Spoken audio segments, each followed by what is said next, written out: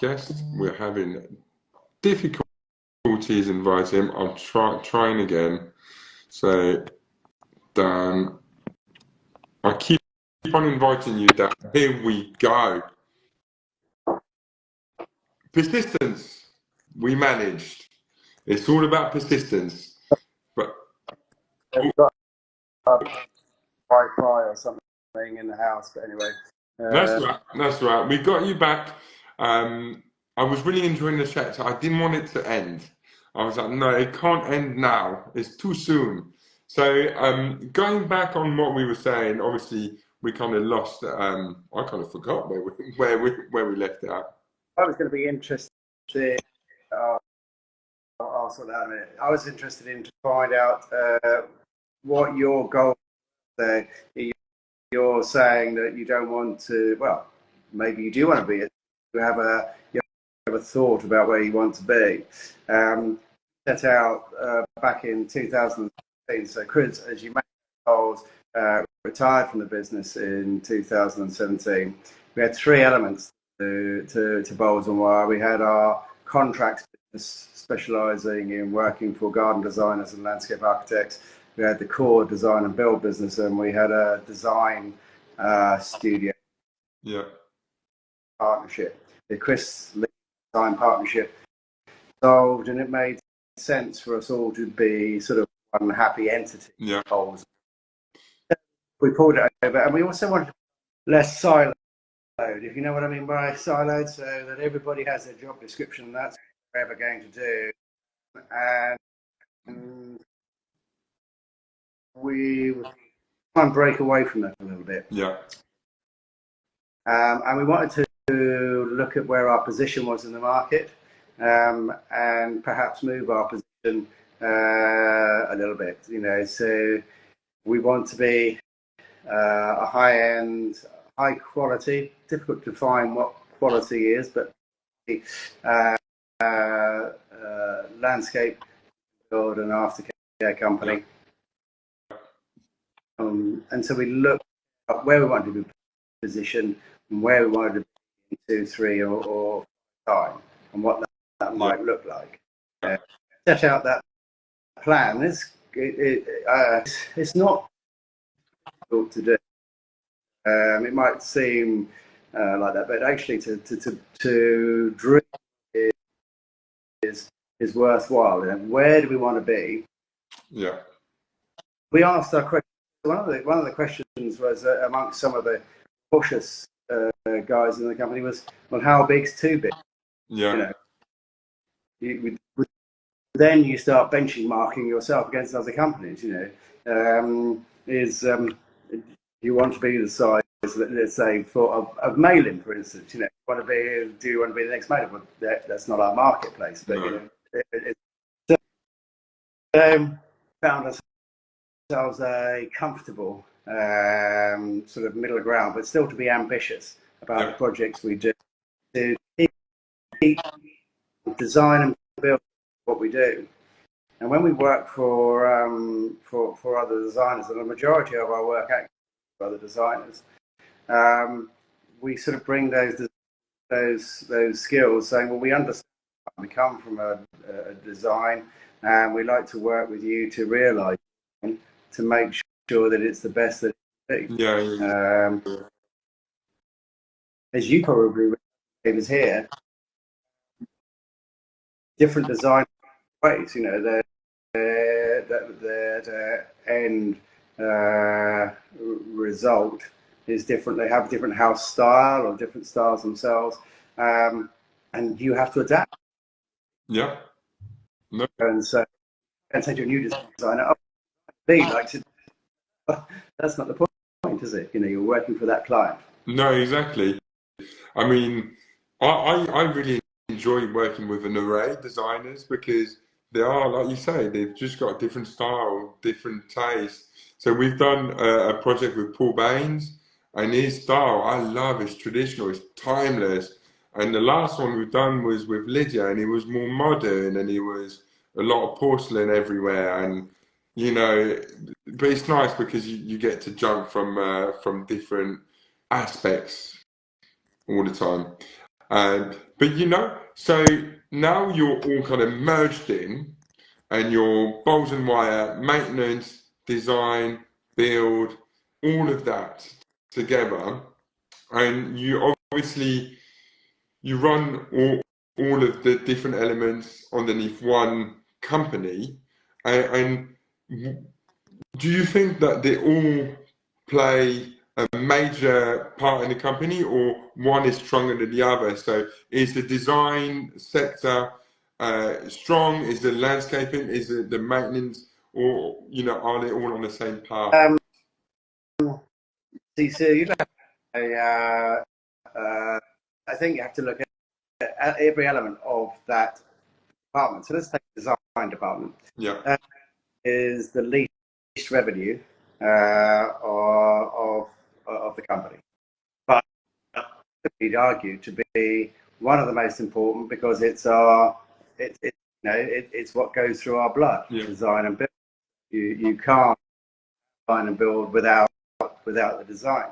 The, to maintain the garden, look after them afterwards, is a real pleasure. But it also has the advantages of landscapers.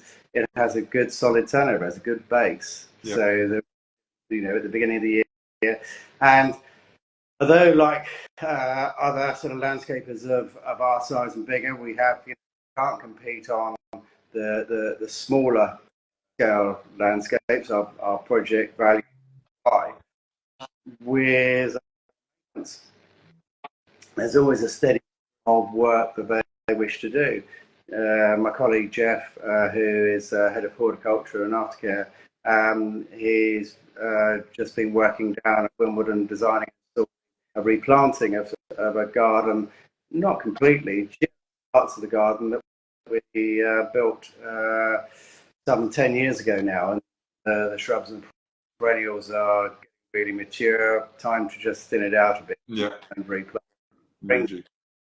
You from that side as well as it's consistent week in, week out.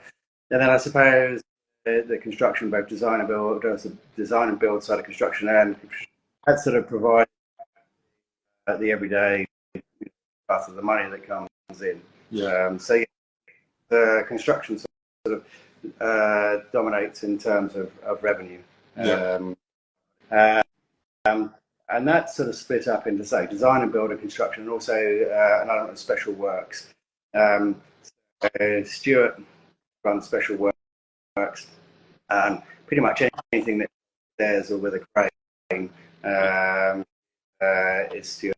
He's working in Farringdon right now, and last year finished the garden at 78. Okay. Gardens and those sort of really quite awkward projects, perhaps tier one, which requires to those skills. So there isn't really stands out. No, they're all very important to our functioning as a company, but we're trying to be less siloed, as I said, so that people will transfer some of their skills, will come and work on some of the other departments. Yeah. Yeah.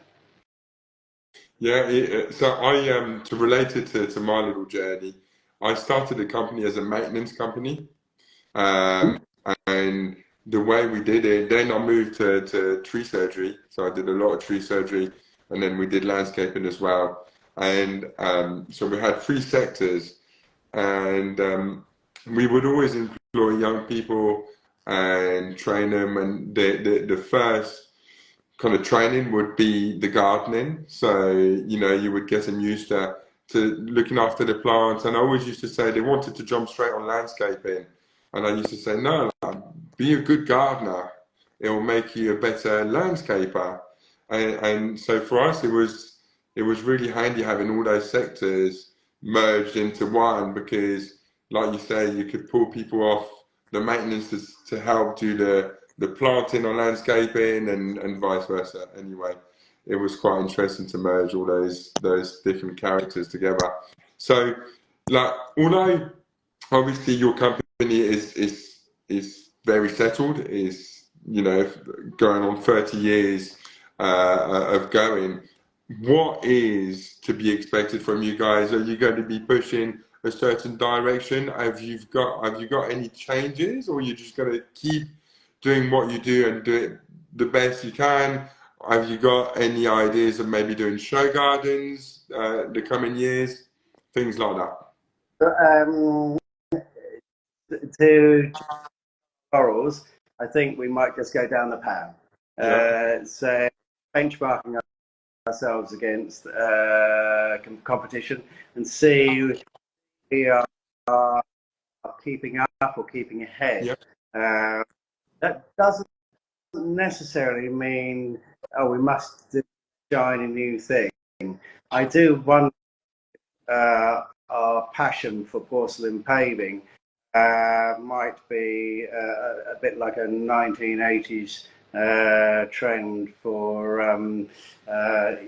rolled up socks over the trainers, something like that. I don't know. So it's not. I don't think it's hopefully just yeah, pushing it back. But we're at the forefront of both design, or we are using in our construction methods to make ourselves as efficient as possible. yeah. With efficiency, we make profit to carry on, to make sure, to get that client satisfaction up there, to make sure that we are as Yeah. to clients. That never settles you. Can't see us growing in terms of turnover, just organic, just that 10% a year, keep it nice, like Yeah, bringing talent through in the company, which is really important to us and to experience down to people. So no, of gardens wise, course. five or We, six side Hamish Mackey and his stand. we keep losing you, Dan, a little bit. Uh, you can hear me again? I can hear you. It's just sometimes it just cuts out and I can't hear you, but I can hear you now. Right, so gardens wise, we're doing trade stand for Hamish Mackey. Yeah, And we've got a potential show garden for next year. yeah, Sort of be a hopefully it'll be a main avenue garden at Chelsea. We only do really one main garden and one trade stand. We don't do anything more than that. For yeah, us, we have plenty of other projects. We don't really like taking too much resource away from those. So important in terms of the prestige. It's nice to. yeah. I guess it is the balance between, doing, like you say, the prestigious garden shows, and it's fun and it's nice and it's good for your company as well. But at the same time, you are running jobs, and they need to be, keep going and all the rest. You know, I also very much value Barley Awards. We've been lucky enough to be quite a grand award Yeah, winner, Barley, and those gardens still exist. They're not ephemeral. They don't sort of they don't leave each yeah, year. yeah, Still there and still loved by our um, uh, that's that I enjoy the Barley Award, seeing the quality of work that goes into our colleagues, and it's a real privilege. yeah. And No, it's nice. I mean, that's something I'm going to do in the future because I've never entered any of our gardens and things like that. So I think next year is and this year is to put things out there now and showcase, you know, the things that we've created. And you know, without that Bali or APL, I wouldn't have met so many people in the industry as well. So that importance is so. I really enjoy it more than ever. Before I had blinkers on, and I was just work, work, work, and now it's like, oh, a bigger world out there, and I'm doing a show garden this year. Hopefully that I'm really excited about at the BBC Gardeners Live, and we had a taster last year of it with a friend who's a designer, landscaper, and I went to help him. And it's just a lot of fun. So this year we're hopefully taking the full garden on, and I'm excited. I am really looking forward to it. I mean, it's everybody has, I suppose, their differences. I show garden pretty much most of the time, even now. I enjoy it a bit. Yeah. It's something about it. I mean, like I say, I've experienced it once, and it's not Chelsea. It's small. It's BBC Gardens Live in Birmingham, but so we were building this garden, and opposite was Lucy Bravington, and she was doing Lozelle Garden, and just to see her design and her team, how they were working together, loved it. I just loved the atmosphere, the buzz, and it's what people like. Like we love our job, so it's basically being surrounded by other people that love what we do, and it's like wow, and it's just such a what you know what I love about all of these garden shows, or APL, or Bali, or is people that love what they do take the time to go and appreciate other people's work and meet people a bit like themselves in different levels, you know. Because I've met some like, wow, some beautiful designers, you know, and everyone's so happy to chat. And so, yeah, that's my favorite part about show gardens. It's always, I think it's always difficult showing another land, you know, because you only look at landscapes when you no one no one in the general public goes again. I think those joints are a little really. But, and my wife goes, "What are you looking at?" Just enjoy the garden. Yeah, I think that's quite. And I think that's the challenge of show gardens in general. You know, to people to judge, you know, and your work is tough. But part of the joy. I did my first back in '94. I was trying to work before. We did a Italy's, we did a Mediterranean garden for the Sunday Times. I think we had a budget of about £25,000 or something like that, and it was a beg, borrow, and steal as much as Yeah. you couldn't build a garden. It was always trying to get, you know, it's anything to people sponsor it. Oh yeah, some aggregate. We'll put you on the sheet or something. Things got a bit have gone up a bit. Yeah. Right. Yeah, it's definitely something that I'm in Chelsea. I will, you know, I've chatted with a lot of landscapers, even on this platform, just on this live, and it seems like it's somewhere people want to give it a go. Want to. I mean, I know, you know, business wise, I know what my journey is. I know what path I want to take, but a part of that journey is definitely Chelsea. It's definitely in our minds anyway.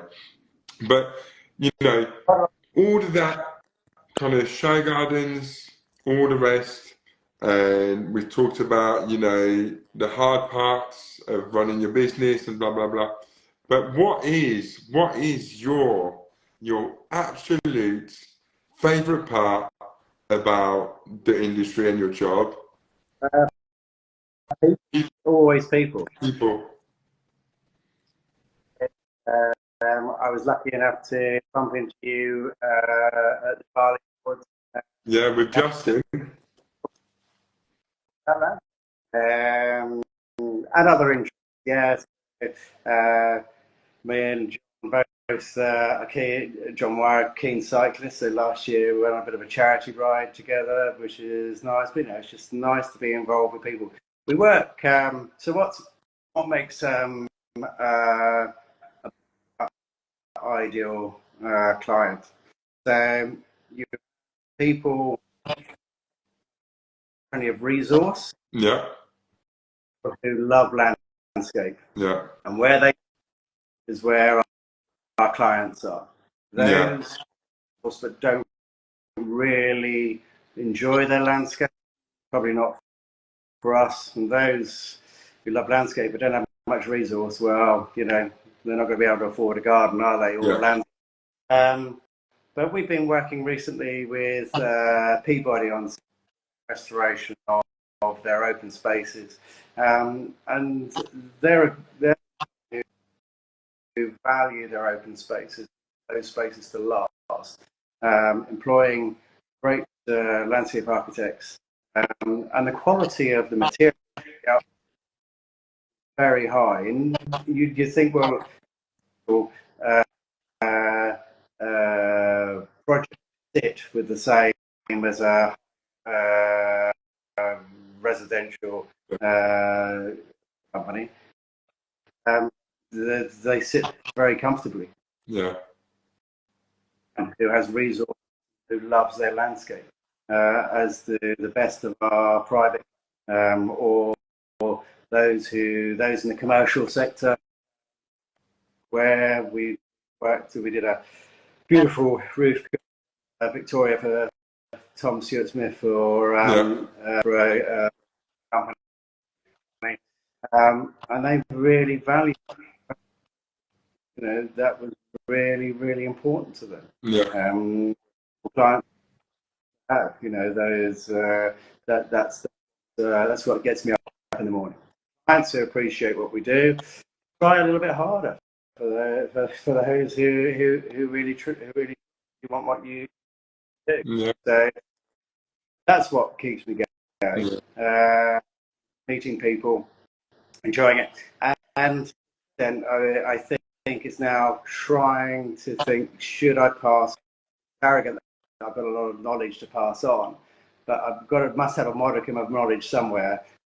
So maybe through the Go Landscape or the ambassador scheme at Bali, yeah, those sort of things. And I do sit on the commercial board of the best, a bit of volunteer time. good, yeah.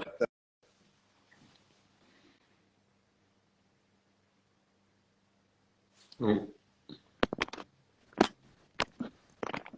I'm sorry, I didn't quite catch what you said last. As I say, there are things I want to do within the landscaping, which is a day job. Yeah, But my job is absorbing. It was only before I came on to see you that I shut down the laptop, yeah. and ridiculous o'clock this morning. But that is because I'm going on a break for a couple of days. So it's like Well deserved break at least. 5 days work into 3. But a question. It's a bit of a weird question as well, um, but nonetheless a question. So obviously you've got a team of landscapers working for you guys, and what do you do to train them, and what's your kind of because obviously to do the job you're doing, you need people that care, that care about their jobs. So we do have, though it's suffered a little bit through COVID, we do have a separate part of the company called the Hort Academy. The Hort Academy is for internal training for our papers, and that goes beyond just compliance. So compliance, abrasive wheels, working at heights, and all that sort of stuff. We want to go beyond. Yeah. We want to improve our workforce. So through through each member's appraisal each year, we have a training plan to see whether we can fit those in.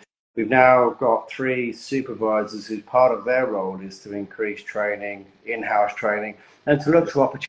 But we then do send people away on training courses. One of my guys went to a year out at Capel Manor. Yeah.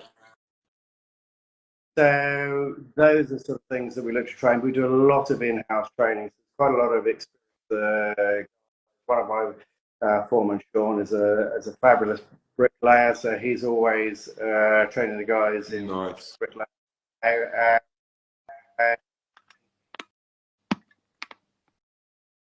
Yeah. Part of his role. And then through, suppliers doing their continual professional development talks and that sort of thing, learning. So there's a lot of on-tools training. And I formalise a little bit more over the coming years. Yeah. That's good. I mean, it's important for us. It's easy because the training is done one-to-one, but for those companies like yourself, I always think like recruitment. I find it hard. Recruitment, training, quality control.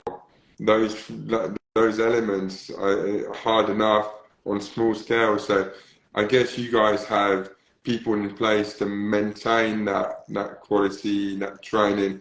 It's just running all those elements and having the right people to make sure they're all being taken care of. So there's no doubt about it. It's finding the right fit. So Yeah. That's important. But yeah, offering training and a friendly family workforce, then I think that try and achieve. Yeah, that's amazing. Well, I want to thank you for accepting to come on this podcast.